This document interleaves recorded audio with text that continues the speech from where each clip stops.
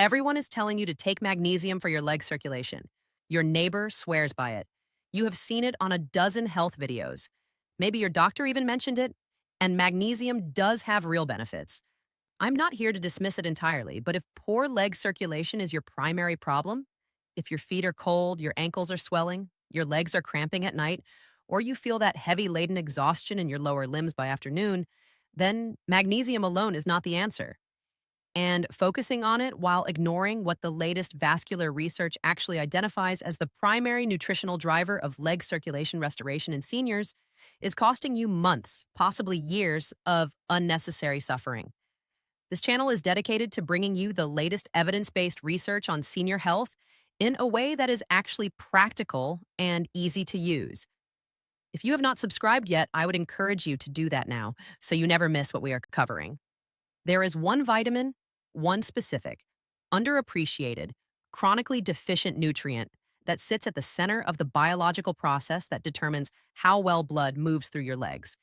And the research showing its role in peripheral vascular health in adults over 60 is some of the most compelling in modern nutritional medicine. Stay with me until the end because the dosing and timing protocol I am going to give you is specific, and getting it wrong produces a fraction of the benefit. Let me introduce you to a patient I will call Ferdinand. Ferdinand was 71 years old, retired builder, a physically active man his whole life, who was increasingly frustrated by what his body was doing to him. His legs felt cold from the knees down, even in warm rooms. His ankles were noticeably swollen by 4 in the afternoon. He had started waking at 2 and 3 in the morning with leg cramps that took 10 minutes to resolve. He had tried magnesium glycinate for 4 months on the advice of a health video. He felt no meaningful change. When Ferdinand came to me, I ran a specific panel of blood tests that most standard checkups do not include. What came back told me everything. We will come back to Ferdinand because what his results showed and what changed in his leg symptoms within 8 weeks of correcting it is the reason this video exists. Before I name the vitamin, you need to understand the biology of leg circulation after 60 because without this, the vitamin will sound like a random recommendation rather than the targeted vascular intervention it actually is. Your legs are the furthest point from your heart in the circulatory system. Every time your heart beats, it sends oxygenated blood down through the aorta, into the iliac arteries, through the femoral arteries in the thighs, down through the popliteal artery behind the knee, and into the fine capillary networks of the feet and toes. That blood then has to travel all the way back up through the venous system against gravity to return to the heart. This entire system depends on 3 things working correctly simultaneously. First, the arterial walls must be flexible and responsive. They need to dilate when blood volume increases and contract when it decreases. The molecule that controls this dilation and contraction is nitric oxide, produced by the endothelial cells lining the vessel walls. After 60, nitric oxide production declines. The vessels become less responsive. Blood flow to the periphery, which means the feet and lower legs, reduces. Second, the venous valves in the leg veins must function properly. These one-way valves prevent blood from pooling in the legs by ensuring it can only travel upward toward the heart. When these valves weaken, blood pools, the legs swell, the tissues become oxygen-starved. This is chronic venous insufficiency, and it affects an estimated 40% of adults over 65. Third, blood viscosity must be low enough that it can move efficiently through the smallest capillaries. As blood thickens, capillary perfusion in the feet and toes drops first. This is why cold feet and poor wound healing in the extremities are among the earliest signs of circulatory decline. The vitamin I'm about to name directly addresses all 3 of these mechanisms. It improves nitric oxide bioavailability, it supports venous valve integrity, and it reduces the oxidative stress that thickens blood by damaging red blood cell membranes. The vitamin is vitamin K2, specifically the MK7 form of vitamin K2. Most people have heard of vitamin K in the context of blood clotting, but vitamin K2 is a fundamentally different compound from vitamin K1, and its role in vascular health has only become clearly understood in the last 15 years of research. It is not the same as the K1 you get from leafy greens, and it is not the same as the K2 in many cheap supplements that use the less bioavailable MK4 form. Here is what MK7 does inside your blood vessels. The walls of your arteries and veins contain a protein called matrix GLA protein, abbreviated as MGP. MGP is one of the most potent inhibitors of arterial calcification that the body produces. Arterial calcification is the process by which calcium deposits build up inside vessel walls, stiffening them, reducing their diameter, and making them unable to dilate properly in response to nitric oxide signals. MGP requires vitamin K2 to be activated. Without adequate K2, MGP remains in its inactive form and cannot prevent calcium from being deposited in the vessel walls. Research published in the Journal of Nutrition found that low vitamin K2 status was strongly associated with increased arterial stiffness and reduced arterial elasticity in older adults, independently of other cardiovascular risk factors. Here is the important statistic. A large Dutch population study, the Rotterdam study, found that adults in the highest third of dietary vitamin K2 intake had a 57% lower risk of dying from cardiovascular disease and a 52% lower risk of severe arterial calcification compared to adults in the lowest third. These are not small numbers.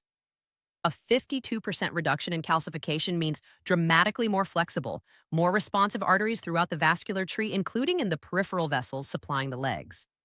A second mechanism is equally important. Vitamin K2 activates a protein called protein S, which plays a specific role in protecting venous endothelium, the inner lining of the veins. Protein S deficiency is a known cause of venous thrombosis and chronic venous insufficiency. Research published in Thrombosis Research found that vitamin K2 supplementation improved protein S activity in older adults with suboptimal K2 levels, with corresponding improvements in venous function markers. The third mechanism involves a compound called GAS6, which is a vitamin K2 dependent protein that regulates the survival and function of vascular smooth muscle cells. When GAS6 is properly activated by K2, smooth muscle cells around the arteries maintain their contractile function. When K2 is deficient, GAS6 cannot be activated, and these cells undergo a process called phenotype switching, where they begin to calcify rather than contract. This is one of the primary cellular mechanisms of peripheral artery disease, and it is directly linked to K2 deficiency. If you have made it this far, you are clearly invested. You want to see what happens next. But most viewers enjoy the content and scroll away without subscribing. If this one really means something to you, tap subscribe. It takes a second.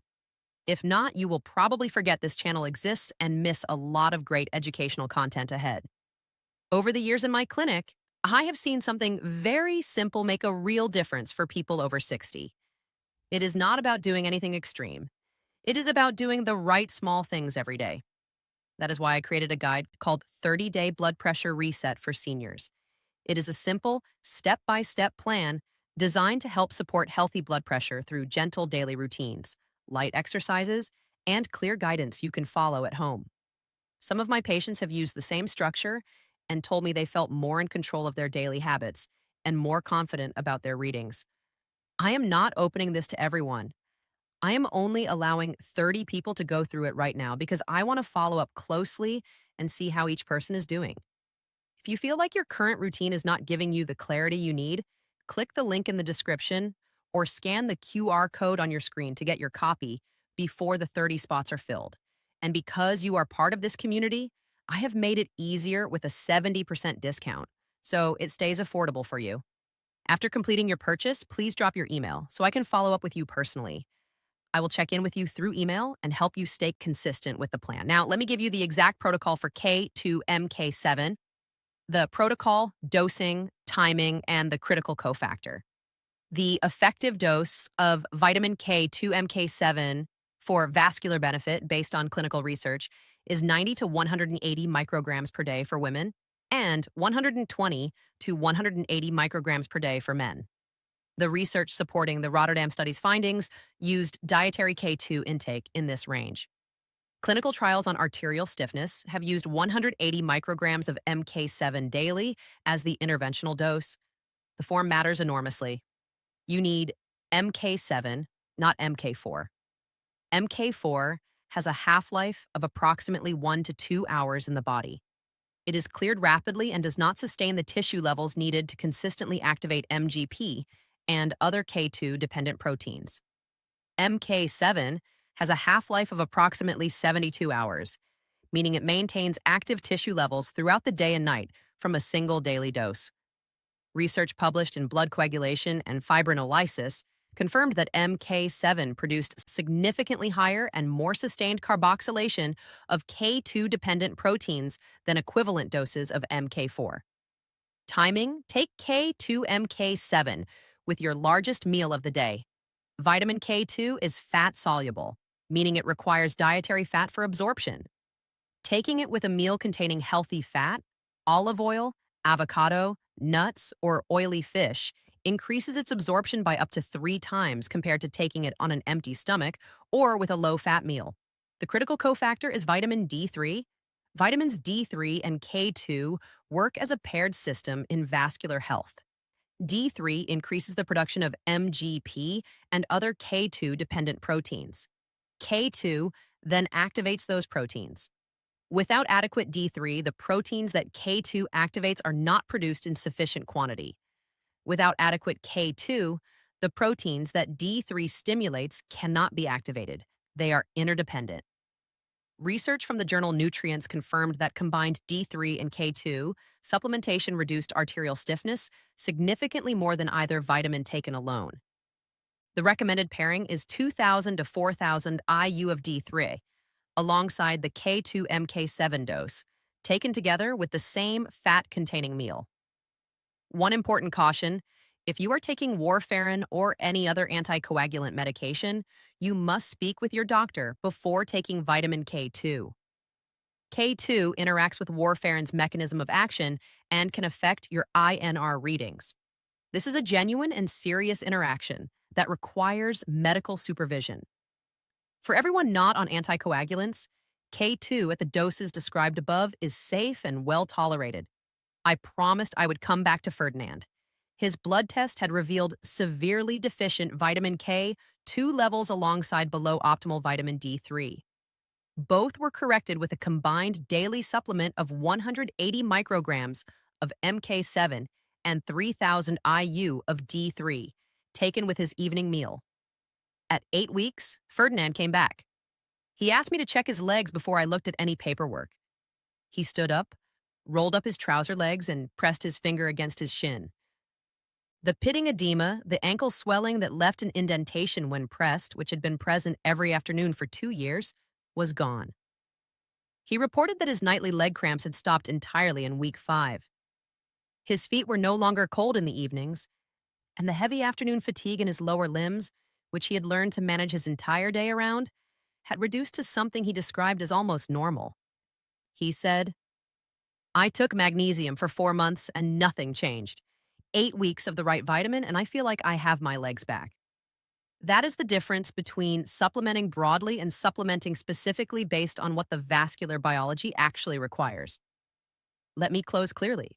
The vitamin that the latest vascular research identifies as the primary nutritional driver of leg circulation restoration in seniors is vitamin K2, specifically the MK7 form.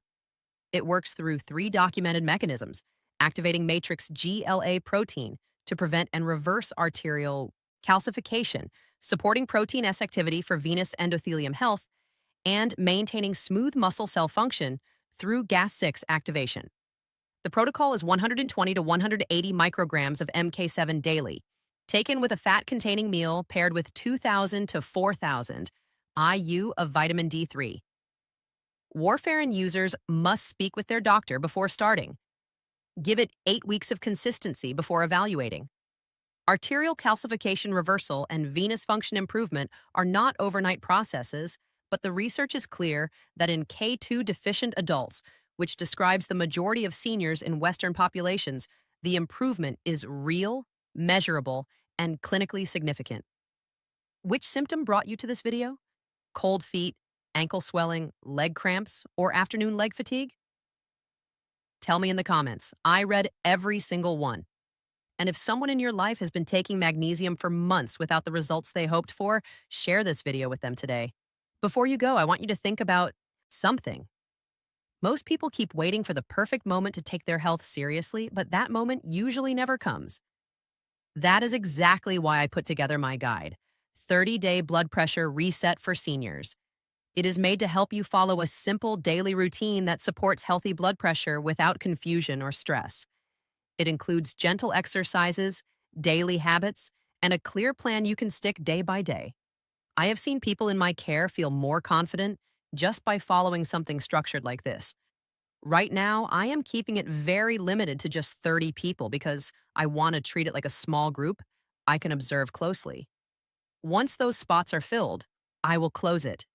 If you are taking warfarin or any anticoagulant medication, you must speak with your doctor before taking any form of vitamin K supplementation as it directly interacts with anticoagulant therapy. All supplement decisions should be made in consultation with your physician who knows your full medically history and current medications.